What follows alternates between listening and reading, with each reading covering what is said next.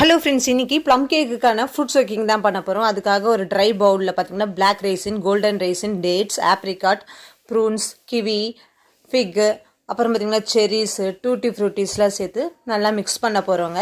நான் பார்த்திங்கன்னா dry fruits மட்டும் தாங்க மிக்ஸ் பண்ணுறேன். நட்ஸ் வந்து யூஸ் பண்ணல. அது வந்து பார்த்திங்கன்னா நான் கேக் செய்யும் போது தான் யூஸ் பண்ணுவேன். அப்போ தான் க்ரன்ச்சியாக இருக்கும். ஒரு க்ளீனான பவுலில் பார்த்திங்கன்னா இந்த ஃப்ரூட்ஸ் எல்லாம் நான் ஆட் பண்ணிக்கிறேன். கிளாஸ் ஜாரை மட்டும் யூஸ் பண்ணுங்கள். பிளாஸ்டிக் அண்ட் ஸ்டீல் வந்து அவாய்ட் பண்ணிக்கோங்க. நான் இப்போ வந்து 2 கிளாஸ் ஜாரில் வந்து இந்த ட்ரை ஃப்ரூட்ஸ் வந்து போட்டுக்கிறேன்.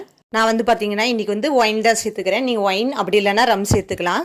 ஒயினில் பார்த்தீங்கன்னா நான் கேஸ்டிலோ டி ஃப்ரான்ச்ன்ற பிராண்ட் ஆட் பண்ணியிருக்கேன். நீங்கள் வந்து ரம் சேர்க்குறதா இருந்ததுன்னா ஓல்டு மாங்க் சேர்த்துக்கலாம், நல்லாயிருக்கும்.